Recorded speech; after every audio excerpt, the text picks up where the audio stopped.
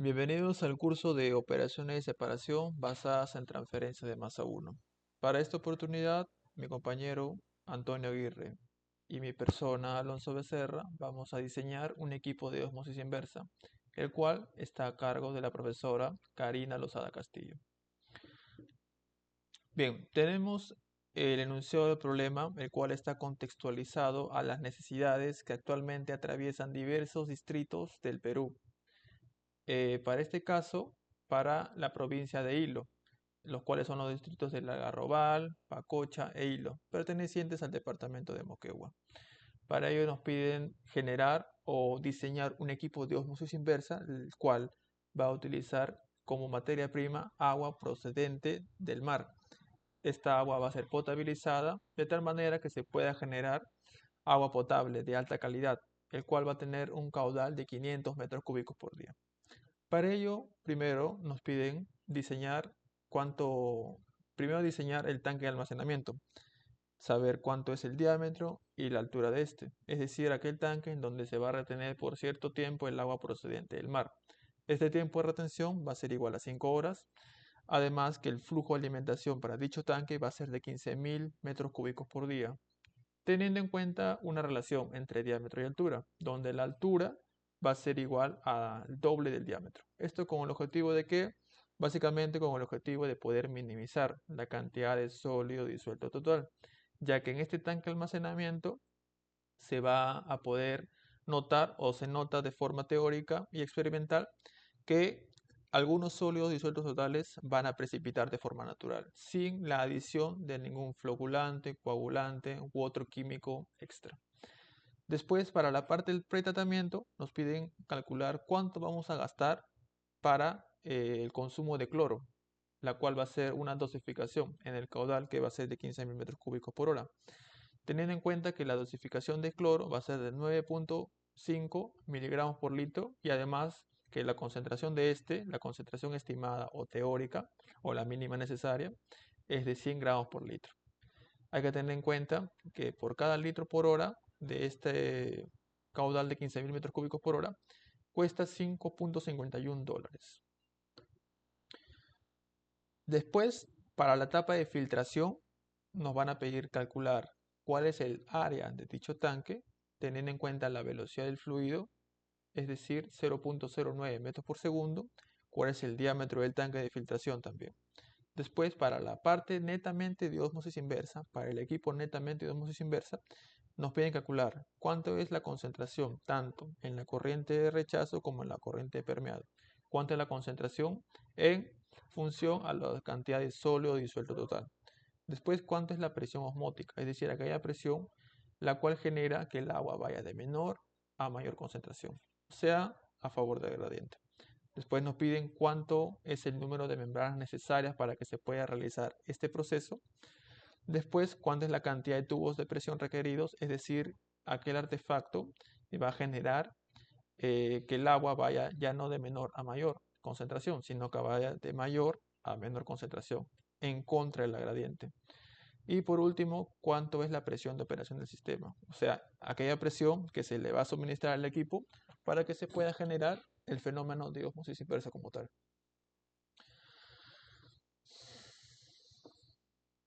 Ahora, tenemos en pantalla dos cuadros. El primer cuadro son las especificaciones del equipo, o sea, cuánto de especificación, cuáles son las especificaciones, las características que se necesita para el equipo. Primero tenemos un coeficiente de rechazo, el cual es 99.7% para las sales. Este coeficiente de rechazo va de la mano con el tipo de membrana que vamos a utilizar. Para este caso va a ser una membrana de acetato celulosa porque cumple con ese porcentaje de rechazo de sal.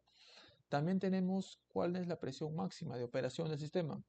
Esa presión máxima hace referencia a lo máximo de presión que se le puede suministrar al sistema para que pueda ocurrir el fenómeno de osmosis inversa, ya que una presión máxima esta puede generar cualquier motivo para que el equipo se pueda destruir, malograr, etc. Después tenemos el caudal nominal, es decir, aquel caudal teórico o mínimo que se le tiene que suministrar al equipo para que pueda funcionar correctamente. Después el objetivo de recuperación, es decir, cuánto de agua o cuánto de sal se va a eliminar por cada metro cúbico de agua por hora que ingresa. Después, por último, tenemos la cantidad de membranas por tubo de presión que van a estar enrolladas de forma helicoidal, que en este caso van a ser 7. Como en la parte 2, en el cuadro 2, tenemos un análisis físico-químico de iones que se encuentran presentes en esta agua salada. Por ejemplo, tenemos la concentración de cloruro, el cual es 18.500, la concentración de sulfato, de sodio, de calcio, etc. Las cuales van a estar medidas en miligramos por litro. Bien, como primer inciso vamos a calcular cuánto es el diámetro del tanque de almacenamiento, así como también la altura, para un caudal de 15.000 metros cúbicos por día y con un tiempo de retención de 5 horas. Teniendo en cuenta, bueno, la relación de altura y diámetro, donde la altura va a ser el doble del diámetro como tal. Bueno, tenemos en pantalla una aproximación de cómo se vería o cómo sería en sí el equipo de osmosis inversa junto a las otras partes que conforman una planta de tratamiento con uso de un equipo de osmosis inversa.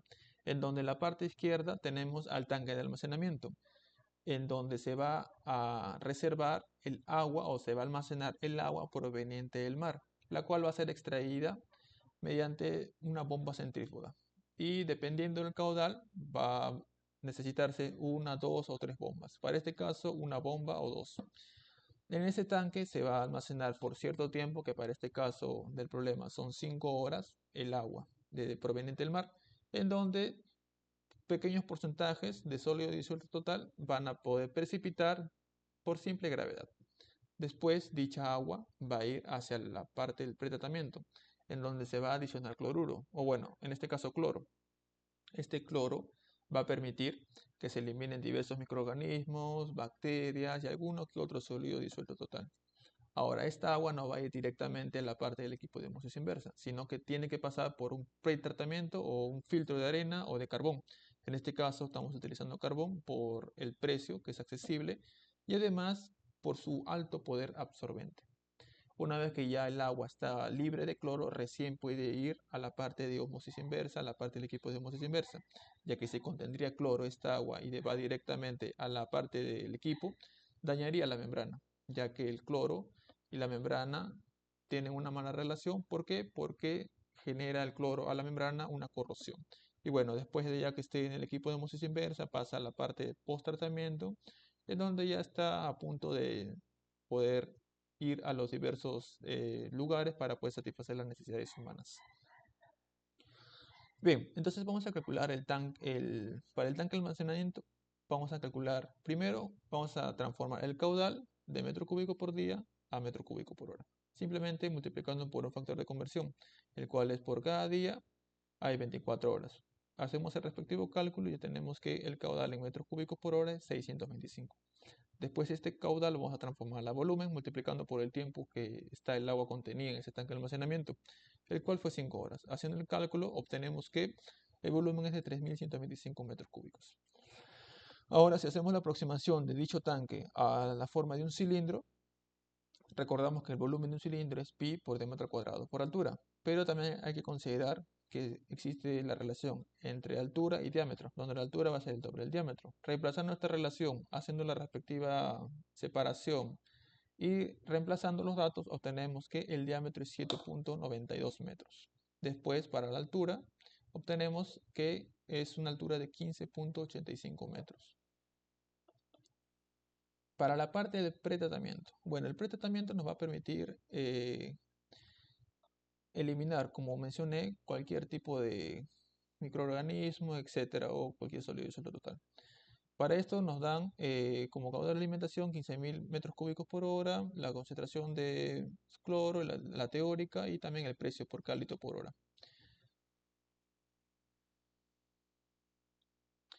Bueno, antes de entrar al desarrollo del ejercicio o del desarrollo del cálculo, hay que tener en cuenta algo acerca del pretratamiento.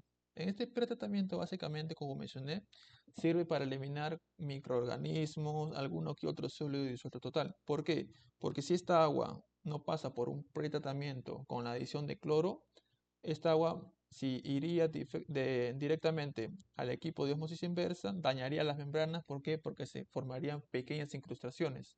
Algo similar a lo que ocurre en los diversos intercambiadores de calor, donde se generan incrustaciones y se malogra el intercambiador, disminuyendo la eficiencia, etc. Lo mismo pasa con el equipo de osmosis inversa, o en este caso, para ser más específicos, con las membranas, en donde las incrustaciones van a hacer que disminuya la eficiencia de este equipo, generando que ya no se pueda obtener 100% o un 99.9% de agua potable, agua potabilizada. Bueno, entonces, para este pretratamiento vamos a utilizar la siguiente fórmula para calcular el consumo de cloro, donde vamos a multiplicar tanto el caudal de alimentación por la dosis de cloro.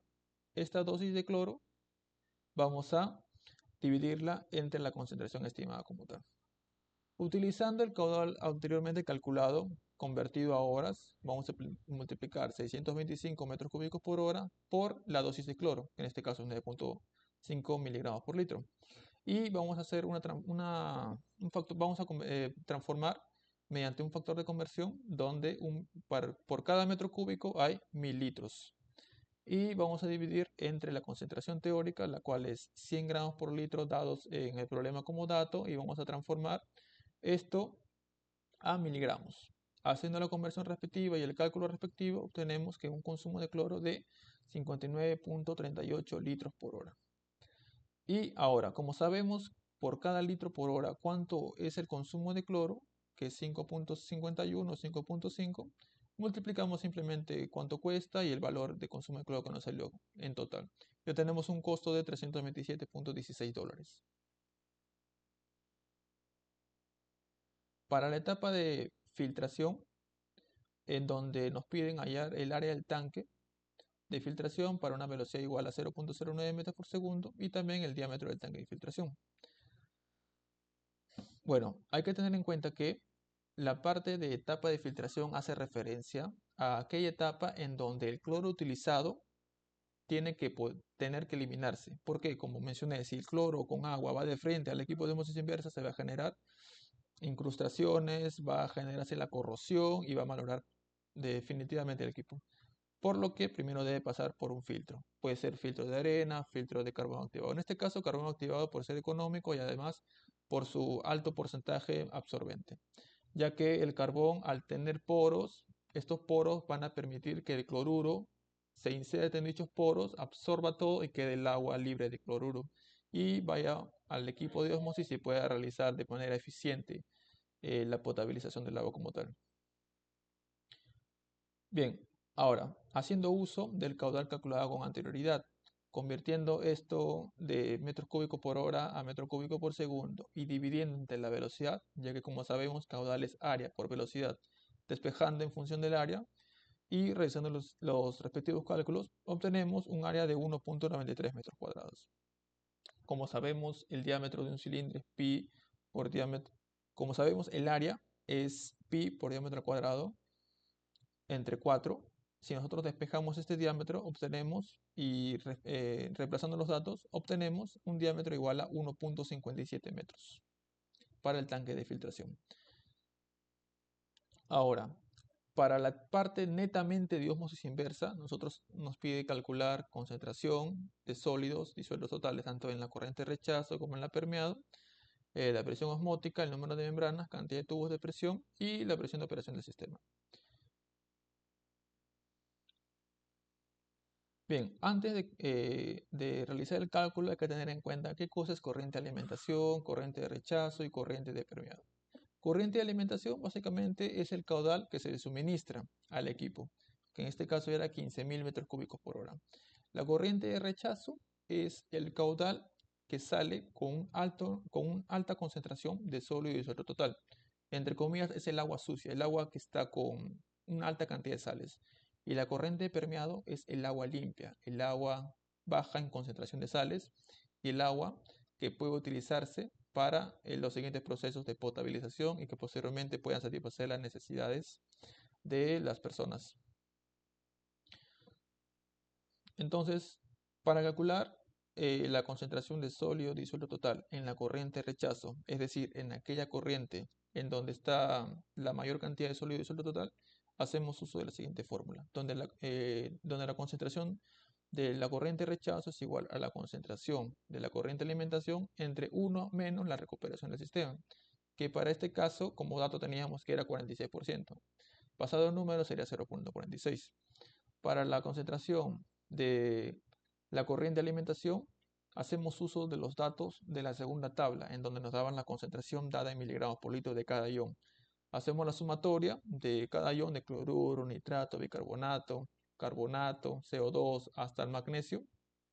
Utilizamos dichos valores, sumamos y obtenemos un valor de 33.518.8 miligramos por litro.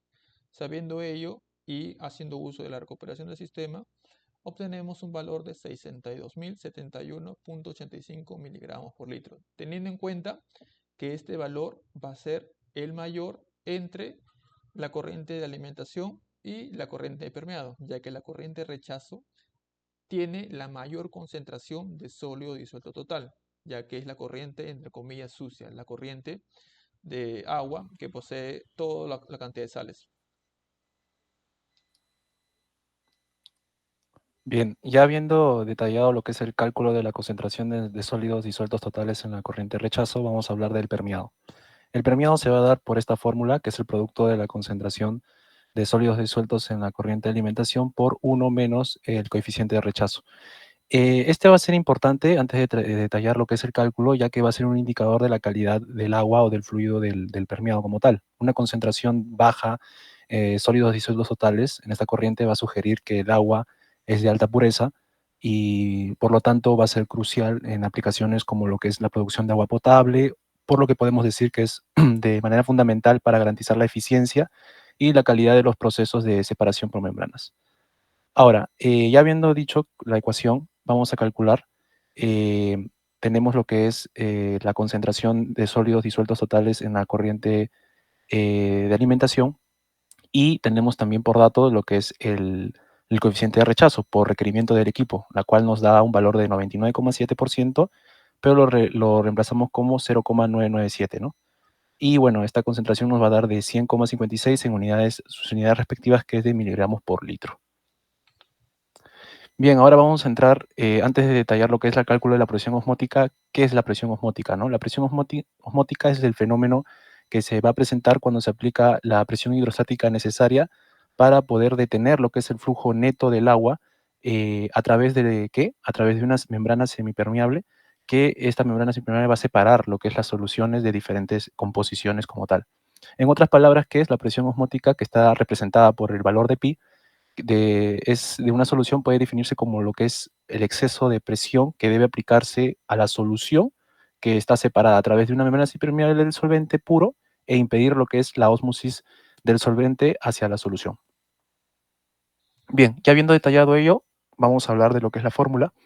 Se va a calcular con la siguiente ecuación, la cual es el factor de disociación, que está representado por el valor de I, la cual es el valor promedio igual a 2 para mezcla de iones, porque estamos hablando de iones en este caso, va a estar multiplicada por lo que es el C va a representar lo que es la concentración de los sólidos disueltos totales en la corriente de alimentación, pero este va a tener que estar en unidades de mol por litro, por lo que vamos a tener que convertirlo. El R va a ser, bueno, como sabemos, la constante universal de los gases ideales, la cual en este caso vamos a usar un R igual a 0,0831 bar litro por mol Kelvin. Y la temperatura a usar va a ser la temperatura en Kelvin, la cual nos da una temperatura de 25 grados Celsius, pero al convertirlo va a ser de 298 Kelvin, ¿no? Entonces, tenemos lo que es los datos de el I, la constante universal de los gases, y la temperatura. Lo que nos falta es la concentración de los sólidos disueltos totales en lo que es mol por litro. Entonces lo calculamos, ¿no? Para el caso del cloruro, el ion cloruro, tenemos una concentración por tablas de 18.500 miligramos de ion cloruro por litro. Esto lo multiplicamos, hacemos una conversión de 1 gramo, equivale a 1.000 miligramos, y esto lo dividimos por su peso molar, la cual es 35,5. Y tenemos un valor de 0,5217. Para el ion nitrato, la misma manera, lo multiplicamos por esa conversión de 1 gramo entre 1.000 miligramos y lo dividimos entre su respectivo peso molecular, teniendo un valor de 0,00024 mol de dicho ion por litro. Y vamos a hacer el mismo cálculo para los demás iones, hasta lo que es el ion magnesio, y vamos a sumar todo, ¿no? Vamos a realizar una sumatoria. Y nos va a dar un valor de 1,078 mol por litro. Eh, esa concentración la vamos a reemplazar en la fórmula ya dicha y nos va a dar, ya haciéndole una mera operación, nos va a dar la presión osmótica de un valor de 53,39 bar. Bien, ahora, antes de hablar de lo que es los tubos de presión, como había detallado anteriormente, y el número de membranas, es importante decir qué es lo que son las membranas. Primeramente, las membranas que vamos a hablar, como ya habían dicho, será de tipo enrollada de forma helicoidal, y una membrana bueno, son fibras microporosas que van a rechazar lo que es las impurezas y que impiden lo que es el peso del agua, y estas membranas van a rechazar las bacterias o sólidos disueltos totales, como en este caso, y rechaza entre un promedio de 85 a 95% de sólidos inorgánicos. Y la selección de las membranas dependerá del tipo de agua a tratar, ¿no? Y la composición química que tiene y la cantidad de permeado que se desea obtener al pasar el agua concentrada para el proceso de ósmosis inversa en este caso. Entonces, como se puede ver acá en el centro, va a haber lo que es un núcleo central que va a estar conectado con una forma de manguera, lo que es el flujo de agua purificada, ¿no? En esta membrana. Ahora, abajo se puede ver de manera más detallada lo que es el proceso, la cual podemos ver las membranas que están contenidas los poros. Dichos poros van a retener lo que son los sólidos disueltos que están contenidos en iones. En este caso, la esfera verde es la bacteria. Dicha bacteria, como se puede ver en la parte derecha inferior, va a tener un tamaño de 0,2 micrómetros, y el tamaño del poro de la membrana de la ósmosis inversa va a ser mucho menor, ¿no?, que o sea, de 0,005 micrómetros, por lo que explica de que va a retener, ¿no?, lo que son estos sólidos, estas bacterias, y va a pasar lo que es el agua purificada como tal. En la parte de arriba podemos ver lo que ya es la membrana, ¿no? Lo que es el agua de rechazo, que está en la parte inferior. En la parte superior está el agua purificada, y la membrana va a estar cubierta por una envoltura de membrana de doble capa, y bueno, va a estar lo que es el agua de entrada del grifo, ¿no?, en la parte de salida. Bien, ahora ya habiendo detallado ello, vamos a hablar cómo se calcula el número de membranas. El número de membranas es el caudal de producción requerido, es el QP, entre lo que es el Q su M, que es el caudal nominal de una membrana, ambos en unidades metros cúbicos por día. Ahora, del contexto del enunciado del problema ya dado y las especificaciones del equipo como tal, se dan, ¿no?, lo que son estos datos, las cuales el primero, en el numerador, nos da un valor de 500 metros cúbicos por día, y en el caudal nominal nos va a dar un valor de 32 metros cúbicos por día. Haciendo una división nos va a dar un valor de 15,6, y redondeando va a ser 16 membranas las que vamos a usar en lo que es en el proceso. Ahora, el cálculo de las cantidades de tubo de presión, pues es muy importante. ¿Por qué? Porque, bueno, son recipientes cilíndricos de alta presión que se van a incorporar como tal las membranas y van a permitir lo que es el proceso de la ósmosis, ¿no? Entonces, esto se calcula con la siguiente fórmula, que es el número de membranas entre el número de membranas por tubos de presión. Dicho sea de paso, este último son especificaciones del equipo de ósmosis inversa, por lo que va a ser 16 entre 7, y va a ser un aproximado de 3, ¿no? Va a ser 3 membranas las que vamos a usar.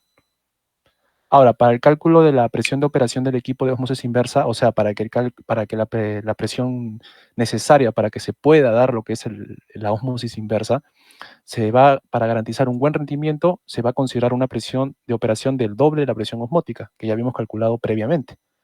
Por lo que se va a expresar de la siguiente forma: P sub 0, que es la presión de operación, igual a 2pi, que pi es la presión que es la presión osmótica.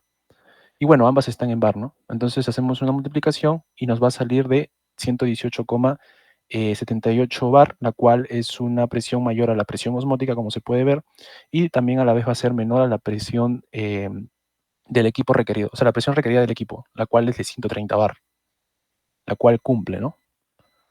Ahora, ya como haciendo un análisis, vamos a usar lo que es una membrana de acetato celulosa, como se había dicho anteriormente, la cual ¿por qué? Porque tiene una alta permeabilidad y una selectividad de sustancias. Aparte de ello, cumple lo que es en la tabla de la derecha, ya vamos a especificar ello.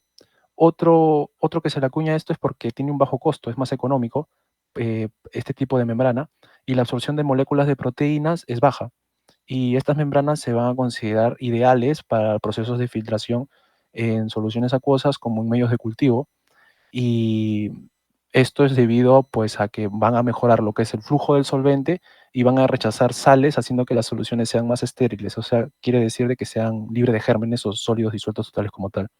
Ahora, esta tabla que se detalla en la parte derecha detallan los materiales y el tipo de membrana utilizadas en los procesos de ósmosis inversa. Como había dicho, pues cumple con lo que es el coeficiente de rechazo que habían dado como dato y las presiones de trabajo que están medidas en bar. Entonces, el acetato de celulosa es una de las membranas ideales para poder usar este proceso y el- el problema que se había planteado, ¿no? Como tal al principio. Bien, como último punto tenemos como un reto saber qué tipo de arreglo conviene más a este caso de vida real como tal. Por un lado tenemos en la parte izquierda módulos en paralelo y por el lado derecho módulos en serie. ¿Cuál es el arreglo que conviene más para poder optimizar la cantidad de agua que se va a suministrar a las poblaciones del departamento Moquegua que necesitan agua? Pues como equipo hemos decidido que básicamente se necesita de módulos en paralelo. ¿Por qué? Porque un módulo en paralelo en sí va a generar mayor cantidad de caudal de agua a proporcionar mediante la potabilización del agua, ya que al haber módulos en paralelo, cada agua perteneciente o que viene de la corriente de rechazo ya no va a ir de frente o a esperar el siguiente proceso para que dicha agua de rechazo pase por nuevamente el proceso de desalinización, que se quite toda la sal ni nada de eso, sino que una vez que sale del módulo 1 pasa de frente al módulo 2. En el módulo 2 va a ocurrir nuevamente el proceso de osmosis inversa, nuevamente la corriente de rechazo del módulo 2 va a ir a la corriente de rechazo del módulo 3 y así. O sea, el funcionamiento, la optimización del tiempo es mucho mejor. Además, que digamos pasa de alguna u otra manera, pasa un incidente y el módulo 2 se malogra, no es necesario parar todo el equipo de osmosis, no es necesario parar módulo 1, módulo 2, módulo 3 y así, sino solamente se cierra el circuito en la parte del módulo 2 y el resto de módulos van a seguir funcionando de manera natural, cosa que no pasa en módulo en serie, ya que en el módulo en serie, si ocurre un problema en el módulo 1, se debe cerrar automáticamente todos los módulos, porque el módulo 2, 3 y así depende del módulo 1. Además, que el módulo en paralelo, al ser en paralelo, los caudales de permeado se van a unir en un punto. Ese punto va a hacer que la sumatoria de los caudales aumente. De esta manera, generando un mayor caudal de permeado, este caudal de permeado va a poder satisfacer de mejor manera las necesidades de la población al haber un mayor caudal. Y por eso como equipo hemos decidido, en todo caso, que se use módulos en paralelo para este equipo o para esta planta de osmosis inversa que va a transformar agua salada y la va a potabilizar para poder realizar y satisfacer las necesidades humanas de estos distritos de Moquegua como tal. Y bueno, eso sería todo por parte de nuestro grupo. Espero que sea de su agrado y muchas gracias por su atención.